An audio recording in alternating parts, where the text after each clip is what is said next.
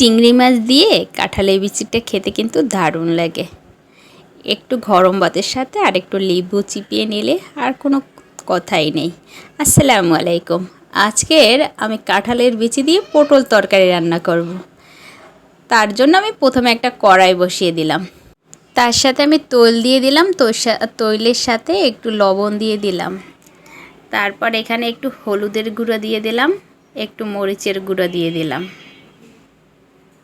কখনো কোনো মশলা কষানোর আগে যদি প্রথমেই আপনি তৈলের সাথে লবণ আর হলুদের গুঁড়োটা দিয়ে তারপরে কোনো চিংড়ি মাছ বা কোনো মশলা দিবেন, দেখবেন ছিটবেও না আর কোনো কড়াইতে লাগবেও না। এটা একটা আপনাদের জন্য টিপস। যাই হোক, তারপর এখন আমি চিংড়ি মাছগুলো দিয়ে দিলাম। চিংড়ি মাছটা একটু ভালো করে ভেজে নেব। যতক্ষণ পর্যন্ত চিংড়ি মাছটা শক্ত শক্ত না হয়ে আসবে ততক্ষণ পর্যন্ত চিংড়ি মাছটা এভাবে হলুদের সাথে ভেজে নেব। একবারে মোটামুটি শক্ত শক্ত হয়ে গেলে ভাজা, তারপর এখানে আমি পেঁয়াজ কুচিগুলো দিয়ে দেব। পেঁয়াজ কুচিগুলো দিয়ে আবার সুন্দর মতো ভেজে নিচ্ছি। এখানে আমি পেঁয়াজ কুচিগুলো দিয়েও প্রায় 10 মিনিটের মতো এরকম ভেজে নিচ্ছি মিডিয়াম আঁচে। পেঁয়াজটা যখনই মোটামুটি ভাজা হয়ে যাবে তারপর এখানে আমি 1 চামচের মতো আদা রসুন পেস্ট দিয়ে দেব। তার সাথে আবার 1 চামচের মতো জিরা পেস্ট দিয়ে দেব। তারপর আবার এই মশলাটা ভালো মতো আবার একটু ভেজে নিচ্ছি তৈলে, যাতে করে কাঁচা কাঁচা একটা গন্ধ আসে, ওটা যেন না আসে ততক্ষণ পর্যন্ত একটু ভেজে নিতে হবে। যাই হোক, মশলাটা যে মোটামুটি ভাজা হয়ে যাবে তারপর এখানে একটু পানি অ্যাড করে আবার কষিয়ে নেব। এভাবে কষিয়ে রান্না করলে আমার কাছে যত মশলা কষাবেন ততই যেন স্বাদ বাড়ে। কি বলেন? আপনাদের মতামতকে। আমার কাছে মশলাটা বারবার আমি একটু একটু পানি দিয়ে মাঝে মাঝে প্রায় সময় থাকলে একটু বেশি বেশি পানি দিয়ে দিয়ে ভালো মতো কষিয়ে নিই। যাই হোক, তারপর এখন একটু পানি।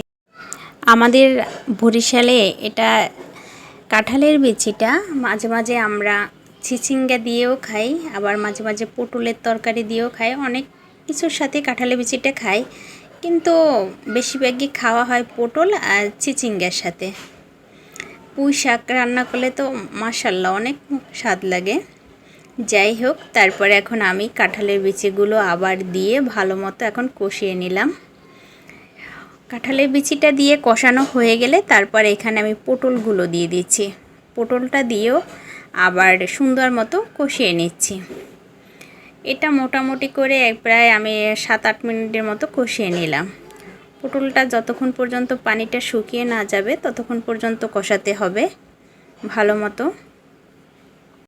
তোমরা কাঁঠালের বিচিটা কিসের সাথে খেতে বেশি পছন্দ করো অবশ্যই কমেন্ট বক্সে জানাবে। তারপর এখানে আমি গরম মশলার গুঁড়ো দিয়ে দিলাম 1 চামচের মতো। তারপর আবার একটু ভালো মতো নাড়াচাড়া দিয়ে দিচ্ছি, মশলাটা যাতে করে সমস্ত তরকারির ভিতরে যেতে পারে। যাই হোক, তারপর এখন আমি পানি দিয়ে দেব। পানি দিয়ে দিলাম এখানে পরিমাণ মতো। পানিটা দিয়ে আবার একটু নাড়াচাড়া দিয়ে এখন আমি ঢাকনা দিয়ে দিচ্ছি যতক্ষণ পর্যন্ত সেদ্ধ না হয়ে আসবে। তারপর এখন আমি ঢাকনা দিয়ে দেব। ঢাকনা দিয়ে প্রায় 10 মিনিটের জন্য রান্না করে নিচ্ছি। 10 মিনিট পরে আবার ঢাকনাটা খুলে এই তো মোটামুটি সেদ্ধ হয়ে গেছে। তারপর আবার একটু নাড়াচাড়া দিয়ে দিচ্ছি। মিডিয়াম লোতে একবারে তরকারিটা রান্না করব, যাতে করে কাঁঠালের বিচিটা একবার সেদ্ধ হয়ে নরম হয়ে যায়। এরকম করে আস্তে আস্তে করে রান্না করে নিচ্ছি। কে কোথা থেকে আমার এই ভিডিওগুলো দেখো অবশ্যই একটু কমেন্ট করে জানাবা, আর আমার রান্নাটা কেমন হয়েছে অবশ্যই একটু কমেন্ট করবা। সবাই ভালো থাকবা, সুস্থ থাকবা, আর আমার জন্য একটু বেশি বেশি দোয়া করবা। আমাকে সুন্দর করে সাপোর্ট করার জন্য সবাইকে অসংখ্য ধন্যবাদ। আসসালামু আলাইকুম।